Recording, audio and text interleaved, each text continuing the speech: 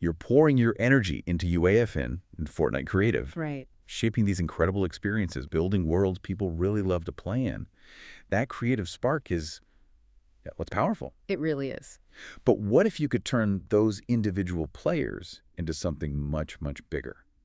Like a connected group, a loyal following, a genuine community around your work. Yeah, that feeling of connection, of actually belonging somewhere. That's the heartbeat. For any creation, really, but especially in a space as collaborative and creative as UEFN and Fortnite Creative, community isn't just some nice extra. It's essential. Absolutely. Yeah. And that's exactly what we're diving into today. We're tackling how you build that essential community, and we're really focusing on making Discord your sort of central hub for it all. Right. We've gathered insights from, experts in gaming community building, best practices straight from Discord itself, and even looked into how to handle the really tricky stuff like online toxicity. Yeah, the sources we've got give us a kind of shortcut, right, to understanding the core stuff, how to set up the right foundation, build and empower a good team, foster that really crucial positive culture. And keep everyone engaged while hopefully steering clear of the big pitfalls that can, well, sink a community before it even gets going. So our mission here is to give you,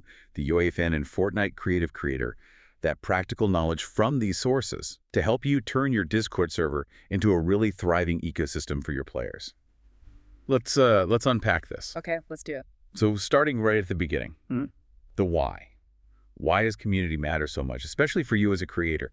Our sources kept calling it the heartbeat of success. Well, think about it, right? It's the place where players go beyond just like playing your map or experiencing your creation. It's where they feel seen and heard and actually connected. Not just to you, but to each other too. Exactly. It turns what could be solitary play into this shared experience. And the ripple effects from that are just massive, aren't they? I mean, it definitely enhances the player experience overall, makes your creation stickier, more memorable because of the friendships and maybe even collaborations players form there. Which connects directly to retention. That's a huge one. Players who feel connected, who have buddies within your community, they're just so much more likely to keep coming back to what you've built. Plus, they become maybe your most passionate, certainly your most honest source of feedback. Oh, absolutely. They're the ones on the ground. They'll tell you what's working, what's not quite right, maybe even suggest brilliant ideas you hadn't thought of for your next update or your next big project. And, a really engaged community often sparks creativity within its members, too. You start seeing fan art pop up or gameplay videos. Or even people showing off things they've built inside your map using your tools. That's incredible organic visibility. It's content generation you just can't buy. All of that just fuels popularity and success. So, okay, specifically for you, building in UAF or Fortnite Creative, a strong community means loyal fans, a direct pipeline for invaluable feedback. A kind of natural promotion engine driven by user content, and honestly, just that amazing feeling of seeing players genuinely connect over something you brought into the world. Okay, so we're sold on the why. Yeah. Now, the where. Where do you actually build this online home? I know the sources mention things like forums for really deep discussions or social media for quick hits. Yeah, they did, but they really pointed to Discord as what they called an immovable pillar for gaming communities these days. It's easy to see why, I think. Yeah. It just nails that need for instant communication, right? It handles structured chats like message boards. It's got seamless voice chat built in. And it just seems to excel at fostering those closer connections. It feels like the place where players move from just playing your game to actually building friendships and coordinating, how they spend their time in your world. And super importantly for you, the creator, it's a direct line. It's where your players can easily chat with each other and talk directly to you, the person behind it all. That direct access is huge. All right, so you've picked Discord. It's the platform. What's the absolute first thing the sources say you need to do when setting up that server? It all starts with clarity. Defining your community's identity. That's step one. Okay, what does that mean exactly? Well, what's the core purpose here? Is this server all about, say, competitive play on your map? Or is it more a space for people to build stuff together or share tips or maybe showcase fan art? Ah, I see. Getting really specific. Exactly. Because being crystal clear about that focus attracts the people who are genuinely interested in that thing, and it shapes everything else, your channels, your messaging, the whole vibe. So you need to think about those values too, right? Yeah. Like, do you want it to be super inclusive, focused on friendly competition? Is it about learning or just pure fun? Yeah, nail that identity down. It's your North Star for everything that follows. Okay, identity defined. What's next on the technical side? Then you need to actually enable Discord's community features. It's a setting in your server settings. Sounds simple, but it unlocks a whole suite of tools really designed for managing and growing communities. Right, like the welcome screen. I've seen those. They seem really useful. They are. You customize it so when someone new pops in, they immediately see what your server is about and maybe guides them like, hey, check out the rules here, or introduce yourself in this channel. So they don't feel totally lost. Exactly. It avoids that awkward, what do I do now moment. And announcement channels, you mentioned those being powerful. Hugely powerful for creators. You can broadcast key updates, maybe a new map version's out, or you're hosting an event or sharing patch notes. And the cool thing is other users can follow that channel, Meaning, meaning your announcements get pushed directly into their own Discord servers if they choose. It extends your reach beyond just your server members. wow, okay, that's big. And rule screening sounds essential. Non-negotiable, really. It's a safety gate. New members have to click agree to your rules before they can even type a message or join a voice chat. Sets the expectation immediately. Good. Sets the tone. Yeah, and don't sleep on server insights either. It gives you actual data, how many people are joining, how active they are they sticking around. If people join and leave right away, that data might tell you something's off. Helps you diagnose problems. Oh. And you mentioned templates. Yeah, Discord offers server templates, like a specific gaming one.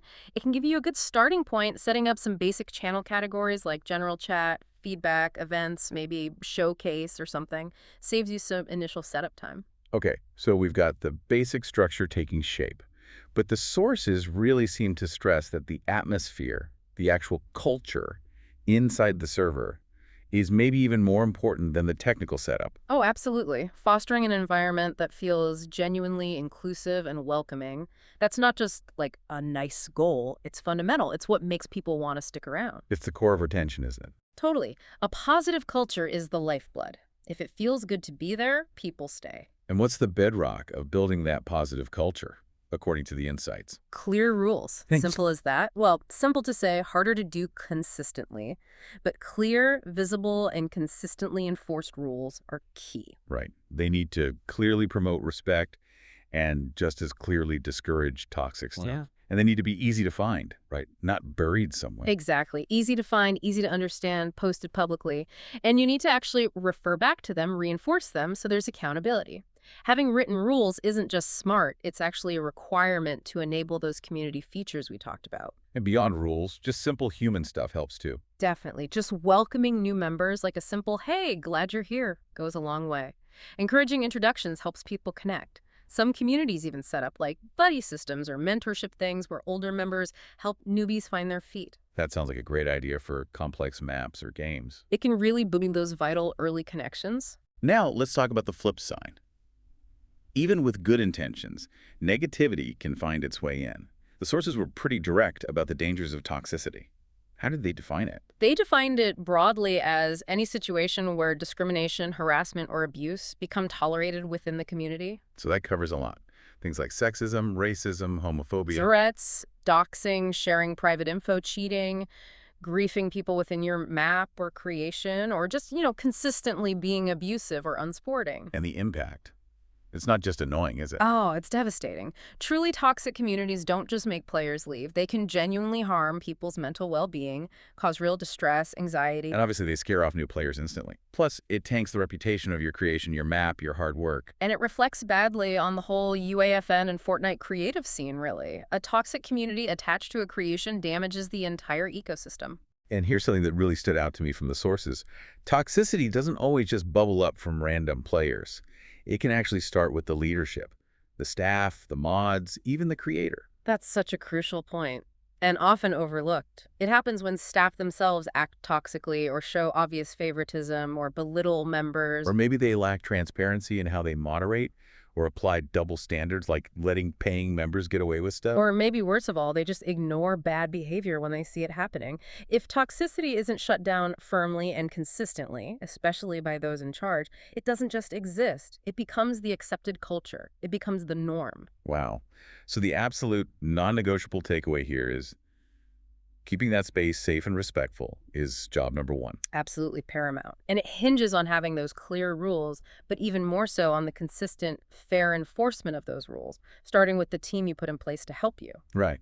And speaking of building that team, Right. as your community grows, you just can't do it all alone, can you? That's where good moderators come in. They become absolutely indispensable. They're the ones on the front lines, keeping the server running smoothly day to day, making sure that welcoming vibe persists even when you have hundreds or thousands of members.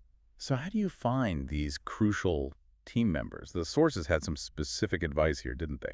They did, and it was interesting. They strongly recommended recruiting moderators from your most active, positive community members, the people already showing up and contributing well. Rather than just bringing in friends or looking for people who say they have mod experience elsewhere. Exactly. The reasoning is that people already invested in your community who understand its specific culture are often the best fit. They're familiar faces, which helps other members feel more comfortable approaching them or trusting their judgment.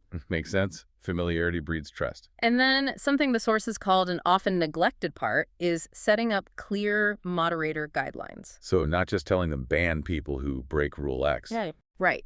It's more than the technical steps. The guidelines need to clarify the subjective stuff, too. How should they interact? How do they handle warnings versus immediate action?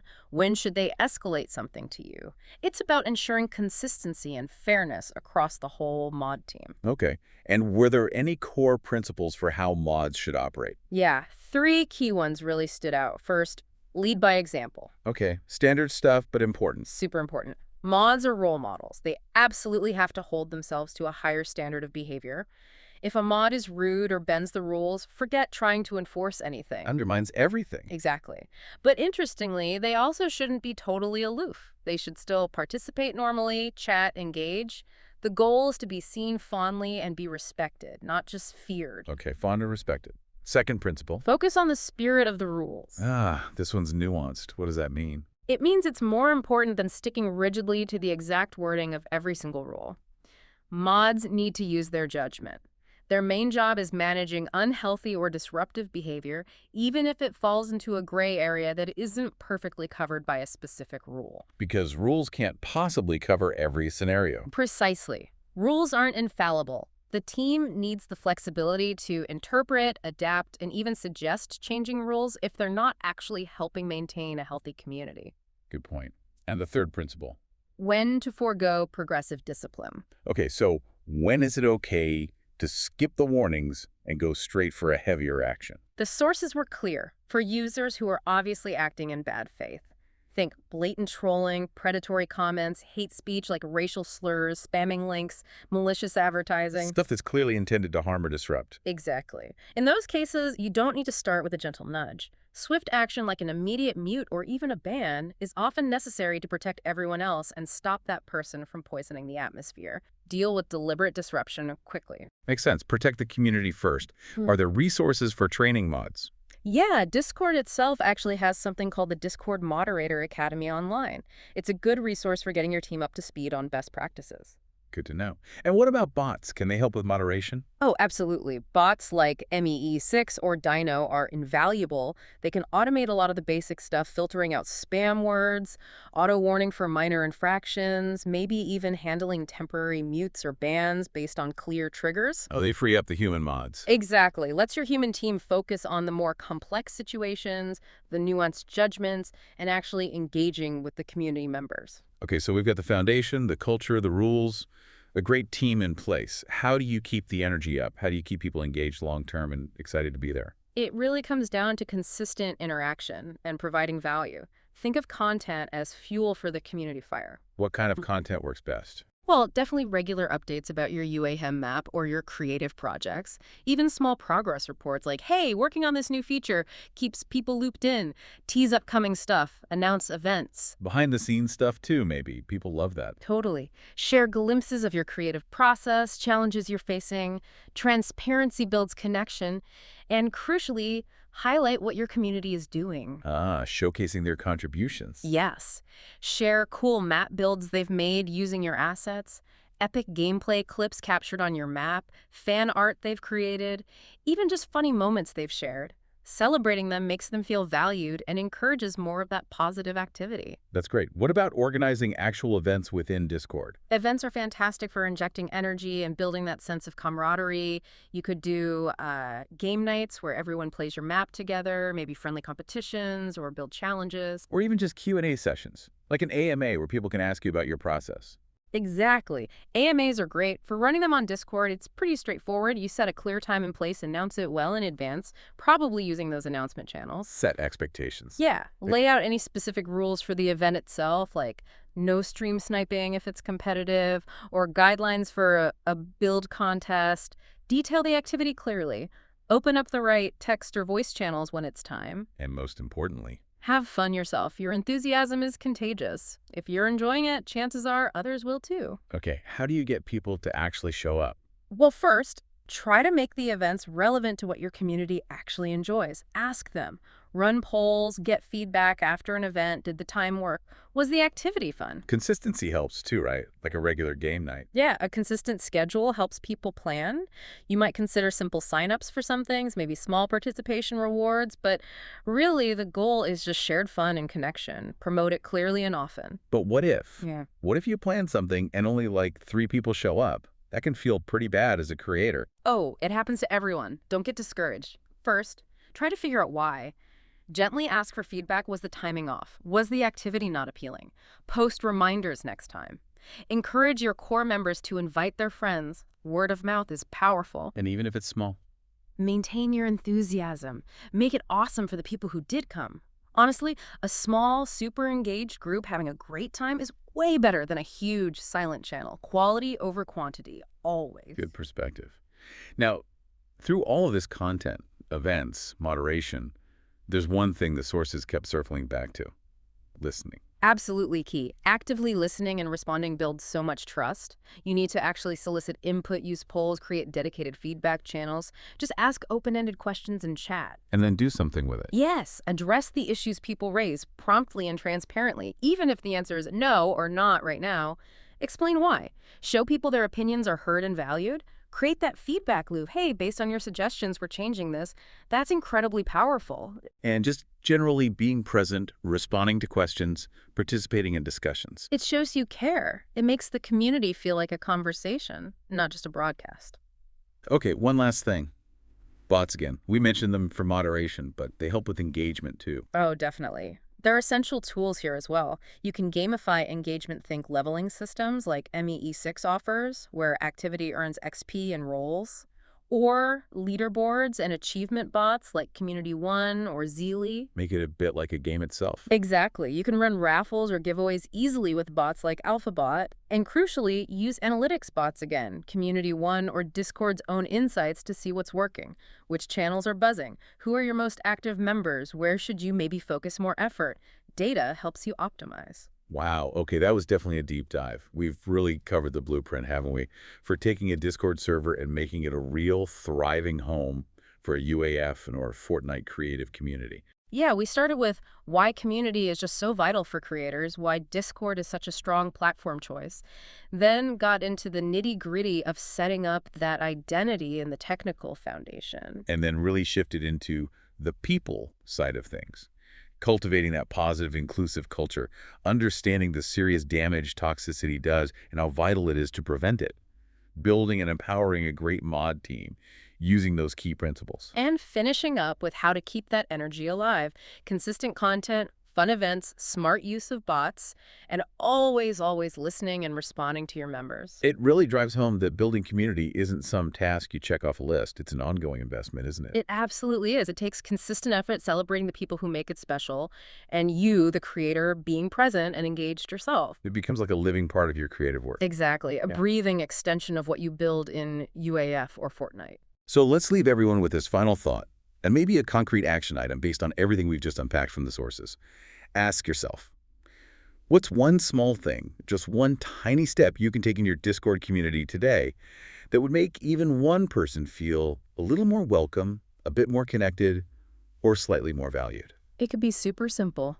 Maybe updating that welcome screen text, adding a prompt in your introductions channel, publicly thanking someone for their feedback or sharing something cool they made, Or maybe just hopping into general chat for 5 minutes and saying hi. Find that one small step. Doesn't have to be huge. Start there. Keep investing that time and care consistently. And watch your creative ecosystem flourish. Not just because of the amazing things you build, but because of the amazing community you build around them.